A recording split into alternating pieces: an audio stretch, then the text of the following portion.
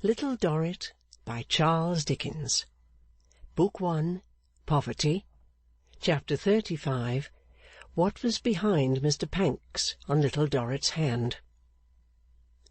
It was at this time that Mr Pancks, in discharge of his compact with Clennam, revealed to him the whole of his gipsy story, and told him Little Dorrit's fortune. Her father was heir at law to a great estate that had long lain unknown of, unclaimed, and accumulating. His right was now clear, nothing interposed in his way, the Marshalsea gates stood open, the Marshalsea walls were down, a few flourishes of his pen, and he was extremely rich. In his tracking out of the claim to its complete establishment, Mr Pancks had shown a sagacity that nothing could baffle, and a patience and secrecy that nothing could tire. "I little thought, sir," said Pancks, "when you and I crossed Smithfield that night, and I told you what sort of a collector I was, that this would come of it. I little thought, sir, when I told you you were not of the Clennams of Cornwall, that I was ever going to tell you who were of the Dorrits of Dorsetshire."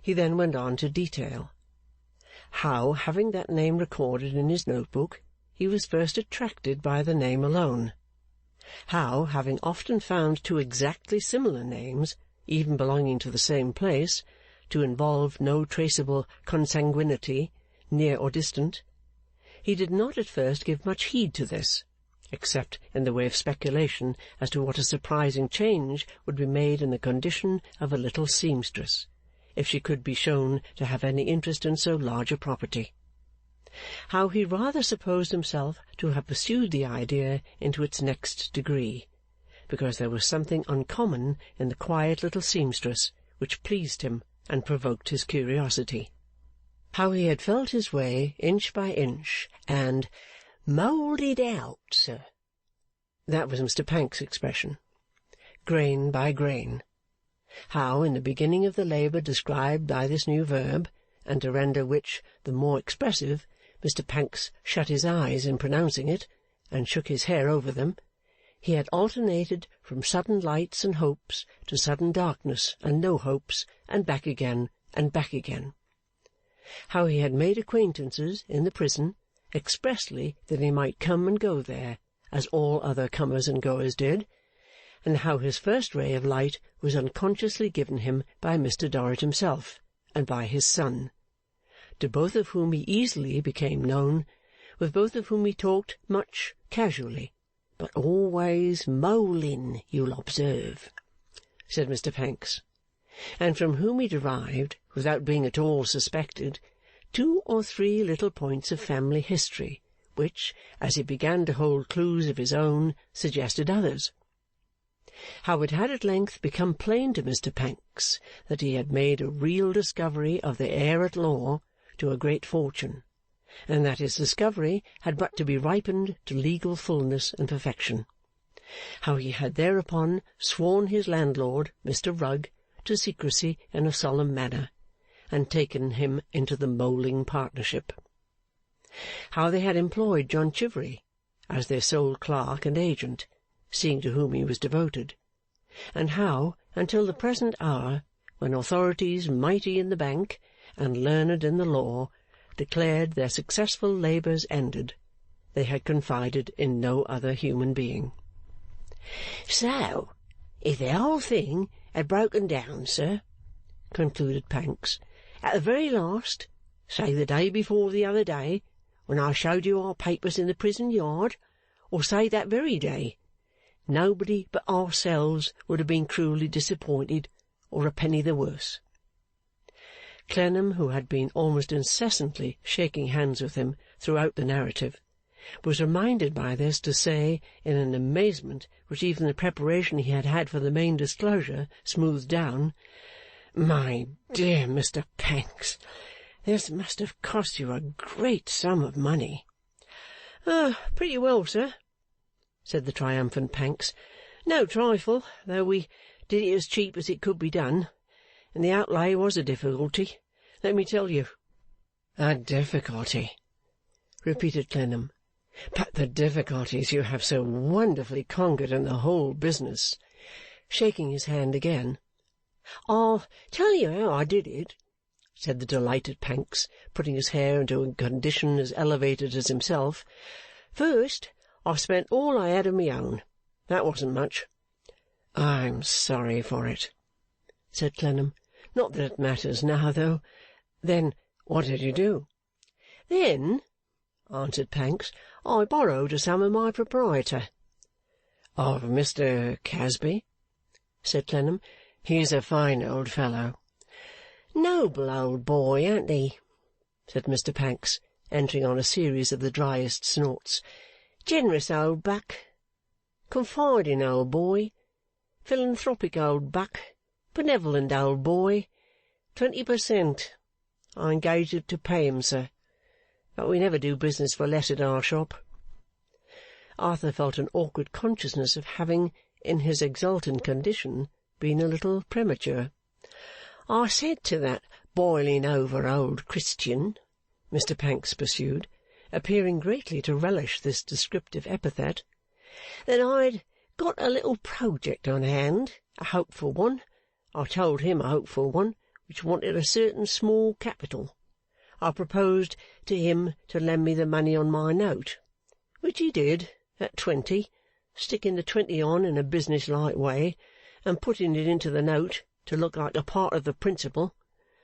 If I had broken down after that, I should have been his grubber for the next 7 years at half wages and double grind. But he's a perfect patriarch, and it would do a man good to serve him on such terms, on any terms.' Arthur for his life could not have said with confidence whether Pancks really thought so or not. 'When that was gone, sir,' resumed Pancks, 'and it did go, though I dribbled it out like so much blood, I had taken Mr Rugg into the secret. I proposed to borrow of Mr Rugg, or of Miss Rugg, it's the same thing. She made a little money by a speculation in the Common Pleas once. He lent it at 10, and thought that pretty high. But Mr Rugg's a red-haired man, sir, and gets his hair cut. And as to the crown of his hat, it's high, and as to the brim of his hat, it's narrow, and there's no more benevolence bubbling out of him than out of a ninepin.' 'Your own recompense for all this, Mr Pancks,' said Clennam, 'ought to be a large one.' 'I don't mistrust getting it, sir,' said Pancks. 'I've made no bargain. I owed you one on that score. Now I've paid it. Money out of pocket made good. Time fairly allowed for, and Mr Rugg's bill settled. £1,000 would be a fortune to me. That matter I place in your hands. I authorise you now to break all this to the family in any way you think best. Miss Amy Dorrit will be with Mrs Finching this morning. The sooner done the better. Can't be done too soon.' This conversation took place in Clennam's bedroom while he was yet in bed, for Mr Pancks had knocked up the house and made his way in, very early in the morning, and without once sitting down or standing still, had delivered himself of the whole of his details, illustrated with a variety of documents, at the bedside. He now said he would 'go and look up Mr Rugg,' from whom his excited state of mind appeared to require another back, and bundling up his papers and exchanging one more hearty shake of the hand with Clennam, he went at full speed downstairs and steamed off. Clennam, of course, resolved to go direct to Mr Casby's. He dressed and got out so quickly that he found himself at the corner of the patriarchal street nearly an hour before her time, but he was not sorry to have the opportunity of calming himself with a leisurely walk. When he returned to the street and had knocked at the bright brass knocker, he was informed that she had come, and was shown upstairs to Flora's breakfast-room. Little Dorrit was not there herself, but Flora was, and testified the greatest amazement at seeing him. 'Good gracious, Arthur! Doyce and Clennam!' cried that lady. "Who would have ever thought of seeing such a sight as this? And pray excuse the wrapper, for upon my word I really never, and a faded cheque too, which is worse, but our little friend is making me. Not that I need mind mention it to you, for you must know that there are such things as skirt, and having arranged that a trying on should take place after breakfast is the reason, though I wish not so badly starched."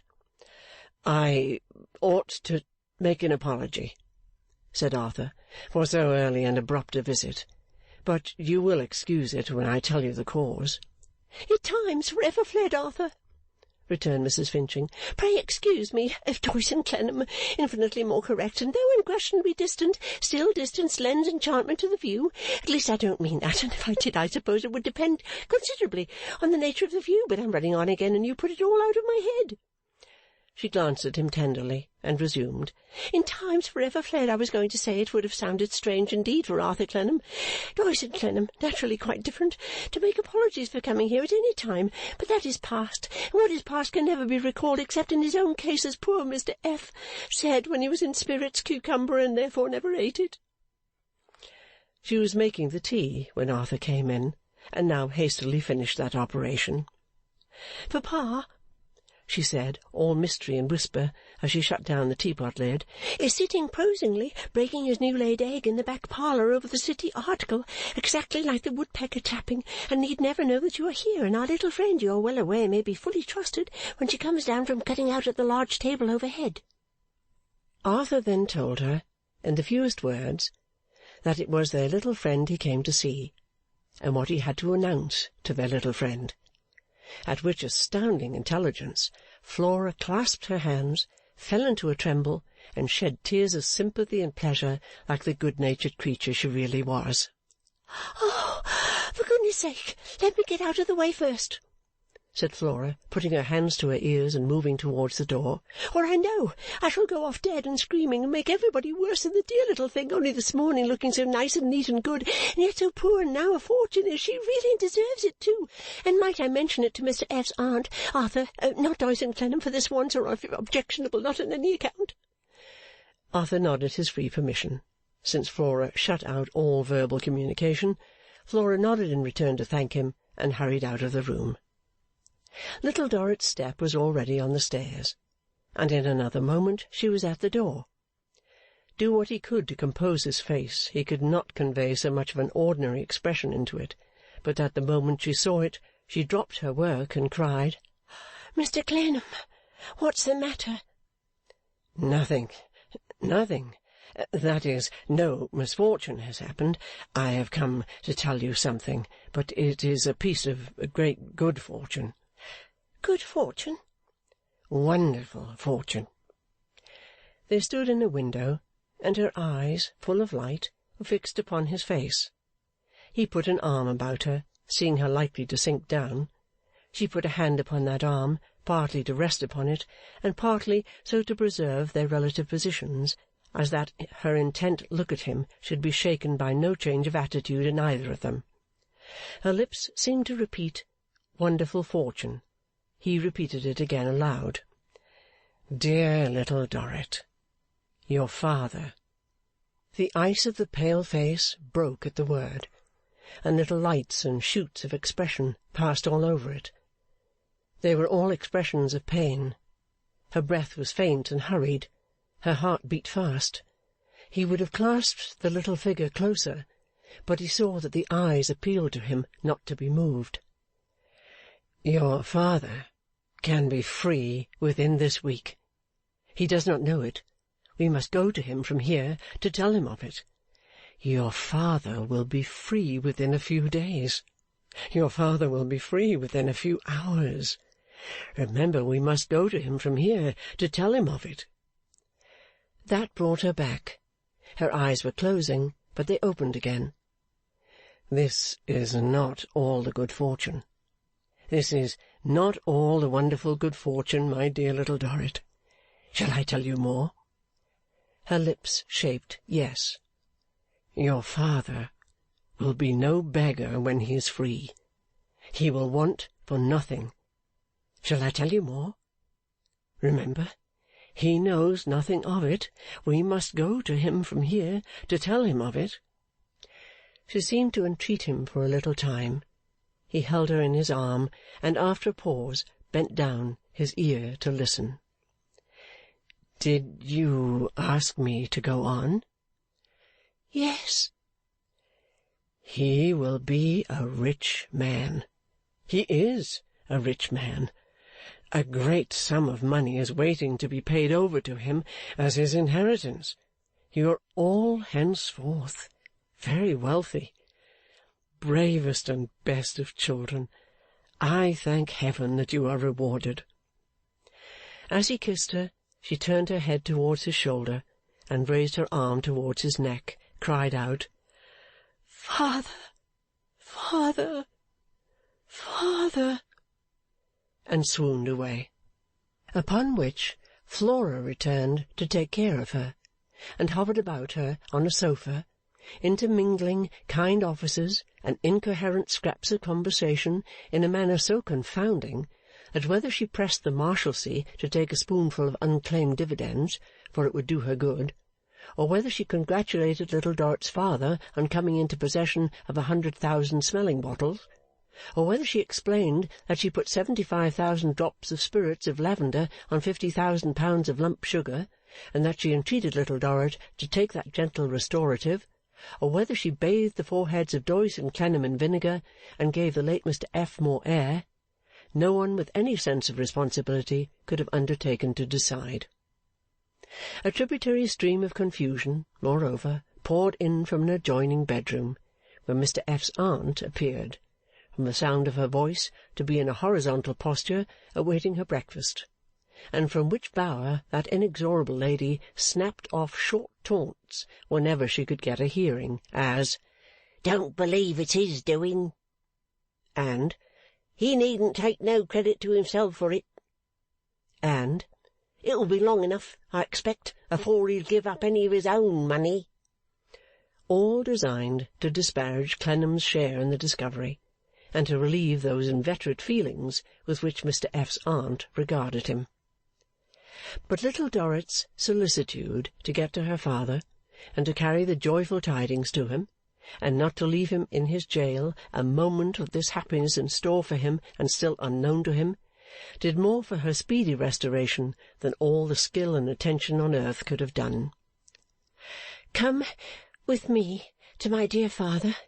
Pray come and tell my dear father," were the first words she said. Her father, her father. She spoke of nothing but him, thought of nothing but him, kneeling down and pouring out her thankfulness with uplifted hands. Her thanks were for her father. Flora's tenderness was quite overcome by this, and she launched out among the cups and saucers into a wonderful flow of tears and speech.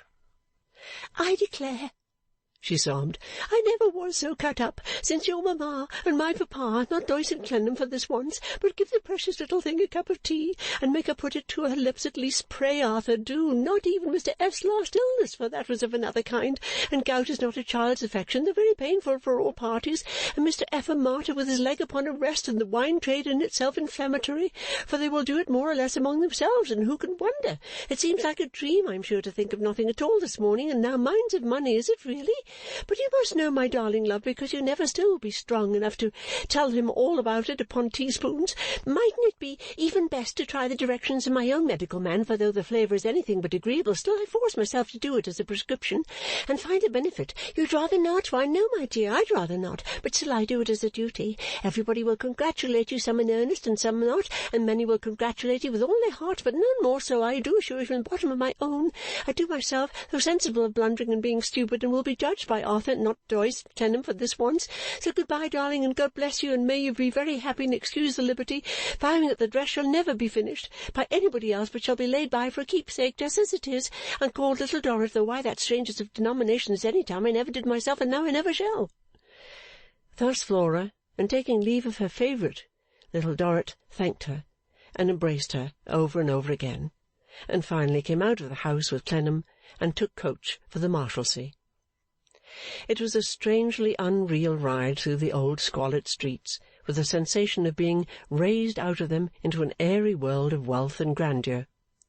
When Arthur told her that she would soon ride in her own carriage through very different scenes, when all familiar experiences would have vanished away, she looked frightened. But when he substituted her father for herself, and told her how he would ride in his carriage, and how great and grand he would be, her tears of joy and innocent pride fell fast. Seeing that the happiness her mind could realize was all shining upon him, Arthur kept that single figure before her, and so they rode brightly through the poor streets in the prison neighbourhood to carry him the great news. When Mr Chivery, who was on duty, admitted them into the lodge, he saw something in their faces which filled him with astonishment. He stood looking after them when they hurried into the prison, as though he perceived that they had come back accompanied by a ghost apiece. 2 or 3 collegians whom they passed looked after them too, and presently, joining Mr Chivery, formed a little group on the lodge steps, in the midst of which there spontaneously originated a whisper that the father was going to get his discharge. Within a few minutes it was heard in the remotest room in the college. Little Dorrit opened the door from without, and they both entered. He was sitting in his old grey gown and his old black cap, in the sunlight by the window, reading his newspaper. His glasses were in his hand, and he had just looked round, surprised at first, no doubt, by her step upon the stairs, not expecting her until night, surprised again by seeing Arthur Clennam in her company. As they came in, the same unwonted look in both of them which had already caught attention in the yard below struck him. He did not rise or speak, but laid down his glasses and his newspaper on the table beside him, and looked at them with his mouth a little open and his lips trembling. When Arthur put out his hand, he touched it, but not with his usual state, and then he turned to his daughter, who had sat down close beside him with her hands upon his shoulder, and looked attentively in her face. "Father, I have been made so happy this morning." "You have been made so happy, my dear?" "By Mr Clennam, father. He brought me such joyful and wonderful intelligence about you. If he had not, with his great kindness and gentleness, prepared me for it, father, I think I could not have borne it." Her agitation was exceedingly great, and the tears rolled down her face. He put his hand suddenly to his heart, and looked at Clennam. "Compose yourself, sir," said Clennam, "and take a little time to think. To think of the brightest and most fortunate accidents of life. We have all heard of great surprises of joy. They are not at an end, sir. They are rare, but not at an end." "Mr Clennam, not at an end. Not at an end for—" He touched himself upon the breast instead of saying me. "No," returned Clennam. "What surprise?" he asked, keeping his left hand over his heart, and there stopping in his speech, while with his right hand he put his glasses exactly level on the table. "What such surprise can be in store for me?" "Let me answer with another question. Tell me, Mr Dorrit, what surprise would be the most unlooked for and the most acceptable to you? Do not be afraid to imagine it, or to say what it would be." He looked steadfastly at Clennam, and, so looking at him, seemed to change into a very old haggard man. The sun was bright upon the wall beyond the window, and on the spikes at top. He slowly stretched out the hand that had been upon his heart, and pointed at the wall. "It is down," said Clennam. "Gone." He remained in the same attitude, looking steadfastly at him. "And in its place," said Clennam, slowly and distinctly, "are the means to possess and enjoy the utmost that they have so long shut out. Mr Dorrit, there is not the smallest doubt that within a few days you will be free and highly prosperous. I congratulate you with all my soul on this change of fortune, and on the happy future into which you are soon to carry the treasure you have been blessed with here, the best of all the riches you can have elsewhere, the treasure at your side." With those words he pressed his hand and released it, and his daughter, laying her face against his, encircled him in the hour of his prosperity with her arms, as she had in the long years of his adversity encircled him with her love and toil and truth, and poured out her full heart in gratitude, hope, joy, blissful ecstasy, and all for him. "I shall see him as I never saw him yet. I shall see my dear love with the dark cloud cleared away. I shall see him as my poor mother saw him long ago. Oh, my dear, my dear! Oh, father, father! Oh, thank God, thank God!" He yielded himself to her kisses and caresses, but did not return them, except that he put an arm about her. Neither did he say one word. His steadfast look was now divided between her and Clennam, and he began to shake, as if he were very cold. Explaining to Little Dorrit that he would run to the coffee-house for a bottle of wine, Arthur fetched it with all the haste he could. While it was being brought from the cellar to the bar, a number of excited people asked him what had happened, when he hurriedly informed them that Mr. Dorrit had succeeded to a fortune. On coming back with the wine in his hand, he found that she had placed her father in his easy chair, and had loosened his shirt and neckcloth. They filled a tumbler with wine, and held it to his lips. When he had swallowed a little, he took the glass himself, and emptied it. Soon after that, he leaned back in his chair, and cried, with his handkerchief before his face. After this had lasted a while, Clennam thought it a good season for diverting his attention from the main surprise, by relating its details. Slowly, therefore, and in a quiet tone of voice, he explained them as best he could, and enlarged on the nature of Pancks's service. "He shall be handsomely recompensed, sir," said the father, starting up and moving hurriedly about the room. "Assure yourself, Mr. Clennam, that everybody concerned shall be nobly rewarded. No one, my dear sir, shall say that he has an unsatisfied claim against me. I shall repay the advances I have had from you, sir, with peculiar pleasure. I beg to be informed at your earliest convenience what advances you have made my son." He had no purpose in going about the room, but he was not still a moment. "Everybody," he said, "shall be remembered. I will not go away from here in anybody's debt. All the people who have been well behaved towards myself and my family shall be rewarded. Chivery shall be rewarded. Young John shall be rewarded. I particularly wish and intend to act munificently, Mr. Clennam."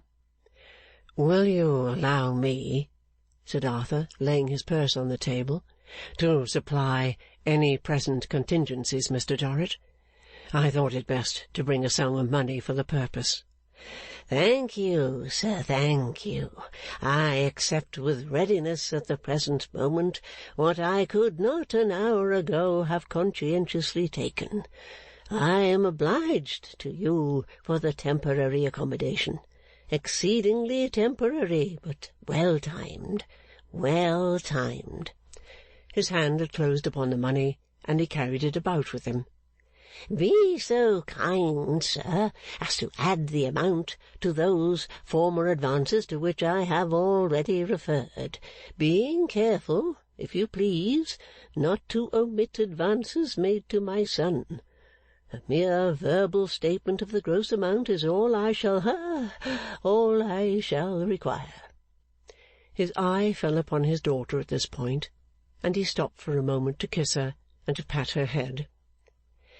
It will be necessary to find a milliner, my love, and to make a speedy and complete change in your very plain dress. Something must be done with Maggy, too, who at present is barely respectable, and your sister Amy, and your brother, and my brother, your uncle, poor soul. I trust this will rouse him. Messengers must be dispatched to fetch them. They must be informed of this. We must break it to them cautiously, but they must be informed directly. We owe it as a duty to them and to ourselves, from this moment, not to let them do anything. This was the first intimation he had ever given that he was privy to the fact that they did something for a livelihood. He was still jogging about the room, with the purse clutched in his hand, when a great cheering arose in the yard. "The news has spread already," said Clennam, looking down from the window. "Will you show yourself to them, Mr. Dorrit? They are very earnest, and they evidently wish it." I confess I could have desired, Amy, my dear," he said, jogging about in a more feverish flutter than before, "to have made some change in my dress first, and to have brought a watch and chain. But if it must be done as it is, it must be done. Fasten the collar of my shirt, my dear. Mr. Clennam, would you oblige me with a blue neckcloth you will find in that drawer at your elbow? Button my coat across at the chest, my love. It looks broader buttoned." With his trembling hand he pushed his grey hair up, and then, taking Clennam and his daughter for supporters, appeared at the window leaning on an arm of each. The collegians cheered him very heartily, and he kissed his hand to them with great urbanity and protection. When he withdrew into the room again, he said, "Poor creatures," in a tone of much pity for their miserable condition. Little Dorrit was deeply anxious that he should lie down to compose himself. On Arthur's speaking to her of his going to inform Pancks that he might now appear as soon as he would, and pursue the joyful business to its close, she entreated him in a whisper to stay with her until her father should be quite calm and at rest.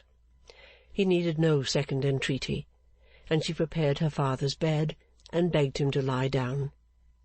For another half-hour or more he would be persuaded to do nothing but go about the room, discussing with himself the probabilities for and against the Marshal's allowing the whole of the prisoners to go to the windows of the official residence which commanded the street, to see himself and family depart for ever in a carriage, which, he said, he thought would be a sight for them. But gradually he began to droop and tire, and at last stretched himself upon the bed. She took her faithful place beside him, fanning him and cooling his forehead, and he seemed to be falling asleep, always with the money in his hand, when he unexpectedly sat up and said, "Mr. Clennam, I beg your pardon. Am I to understand, my dear sir, that I could pass through the lodge at this moment and take a walk?" "I think not, Mr. Dorrit," was the unwilling reply. "There are certain forms to be completed, and although your detention here is now in itself a form, I fear it is one that for a little longer has to be observed too." At this he shed tears again. "It is but a few hours, sir," Clennam cheerfully urged upon him. "A few hours, sir?" he returned in a sudden passion. "You talk very easily of hours, sir. How long do you suppose, sir, that an hour is to a man who is choking for want of air?" It was his last demonstration for that time, as, after shedding some more tears, and querulously complaining that he couldn't breathe, he slowly fell into a slumber.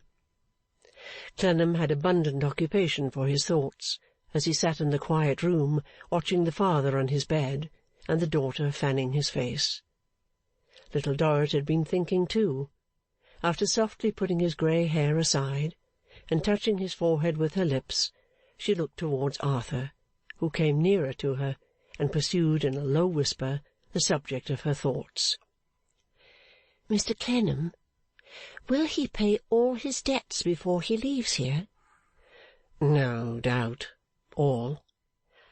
All the debts for which he had been imprisoned here all my life and longer? No doubt. There was something of uncertainty and remonstrance in her look, something that was not all satisfaction. He wondered to detect it, and said, "You are glad that he should do so?" "Are you?" asked Little Dorrit wistfully. "Am I? Most heartily glad." "Then I know I ought to be." "And are you not?" "It seems to me hard," said Little Dorrit, "that he should have lost so many years and suffered so much, and at last pay all the debts as well. It seems to me hard that he should pay in life and money both."